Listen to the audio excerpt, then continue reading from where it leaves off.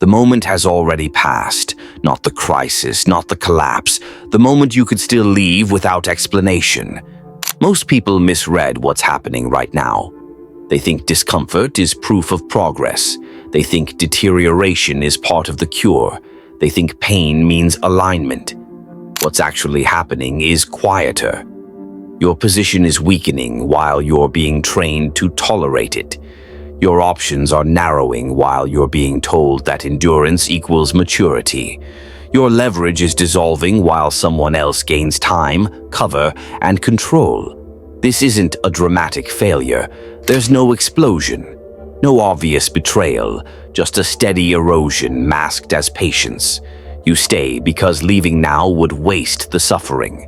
You comply because resistance would interrupt the process. You accept worsening conditions because improvement has been promised later, and every additional step you take forward makes reversal more expensive. The danger isn't that things feel bad. The danger is that worsening has been reframed as necessary. That framing changes your behavior. It delays exits. It silences objections. It converts doubt into discipline. By the time you realize the improvement isn't coming, you're already too invested to move cleanly. And the first mistake is the one nobody sees coming.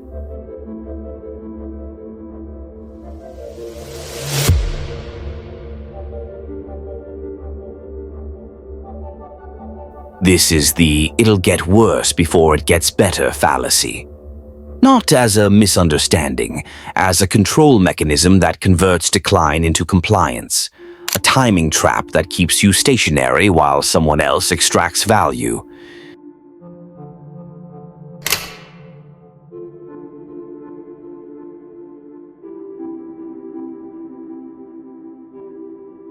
You assume suffering validates the path.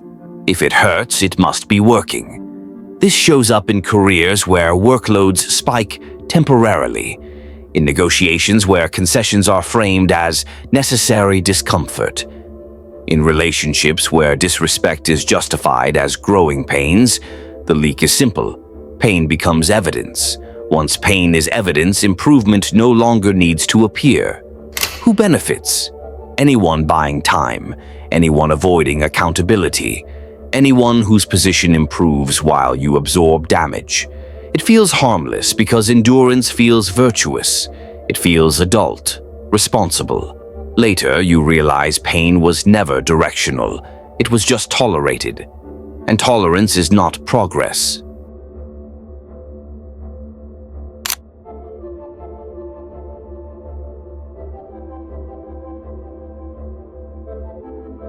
There's no timeline, no measurable inflection point, just reassurance that worsening is expected. This appears in turnaround plans without milestones, in managers who say, "Give it another quarter," in partners who say, "Things are complicated right now." Leverage leaks because exit costs increase with time. The longer you stay, the more justification you need to leave. Who benefits? The side with no intention of changing. The side gaining optionality while you lose it. It feels reasonable because ambiguity sounds flexible, non-confrontational, mature. Later, ambiguity becomes the cage, and cages don't announce themselves.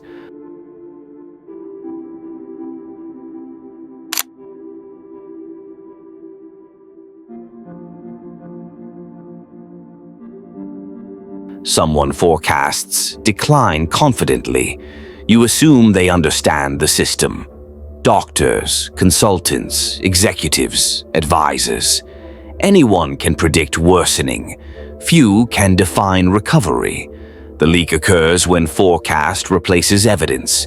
If things get worse, they were right. If things improve, they claim credit. Who benefits? Anyone selling expertise without exposure. Anyone paid for presence, not outcomes. It feels safe because someone is in charge. Someone has a narrative. Later, you realize the narrative was insurance, not strategy, and insurance always favors the insurer.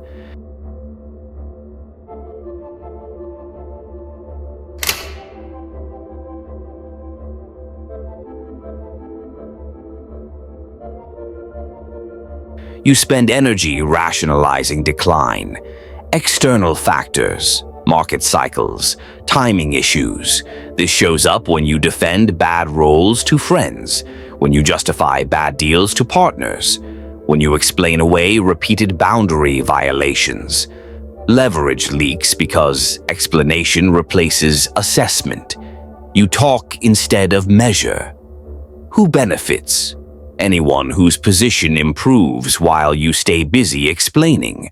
It feels intelligent, analytical, nuanced.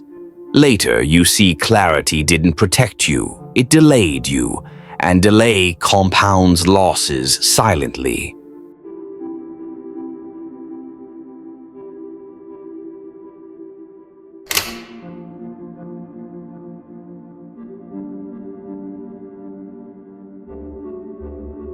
You invest more because leaving now would invalidate the effort, time, reputation, emotional capital. This shows up when you double down on failing teams, when you increase concessions to see it through, when you stay because you've already stayed. Leverage evaporates because sunk costs anchor you. Your future decisions serve your past ones. Who benefits? Anyone waiting for you to exhaust alternatives.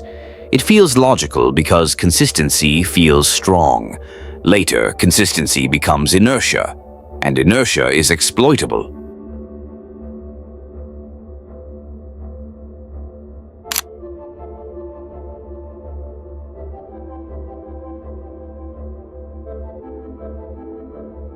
Who profits if this deteriorates? Every collapse feeds someone. Identify who gains power, leverage, or time if the situation worsens. If it isn't you, then deterioration is hostile terrain, and you're standing in it unarmed.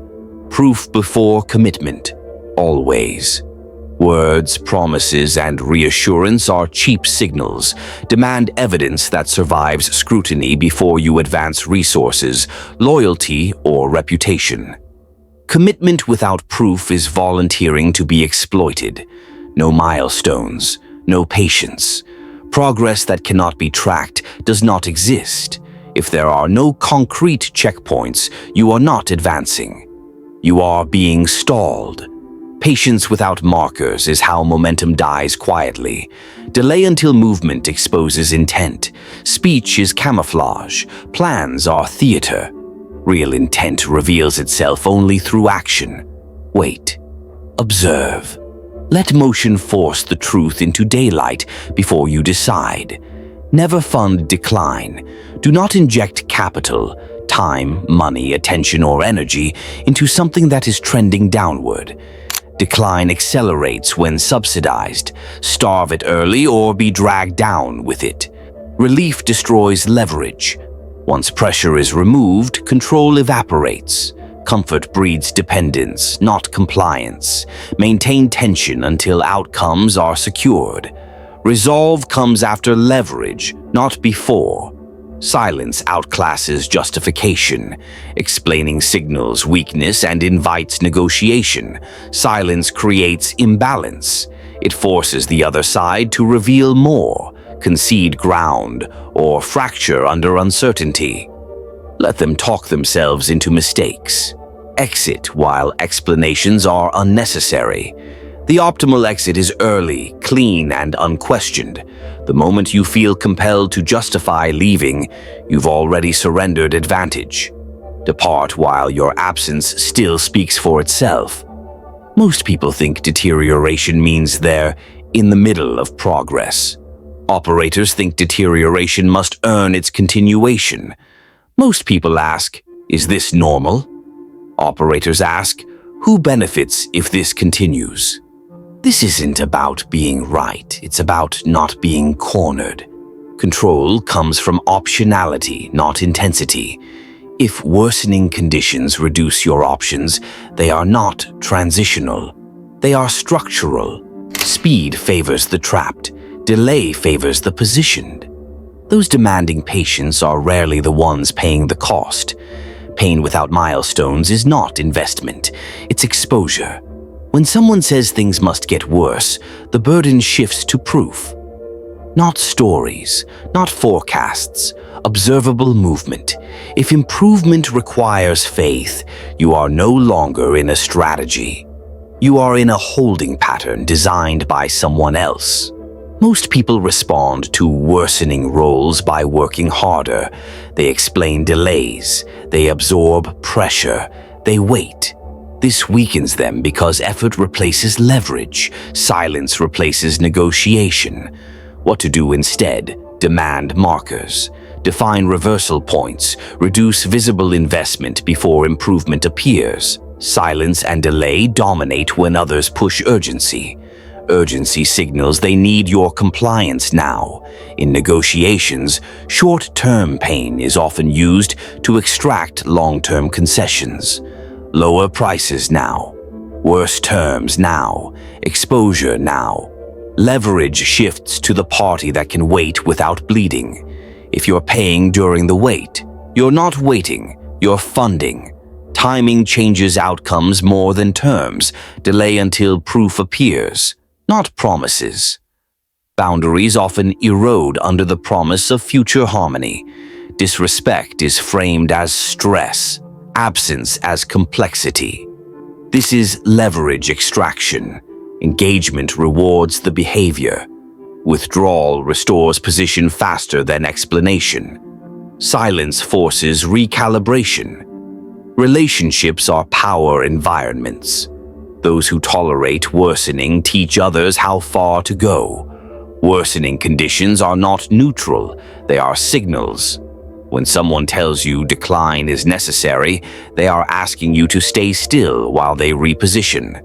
Restraint protects leverage. Patience without structure destroys it. Those who maintain advantage do not endure blindly. They observe, they pause, they withdraw before deterioration becomes identity. The cost of leaving early is embarrassment. The cost of leaving late is extraction. If you're still watching, thank you for your attention.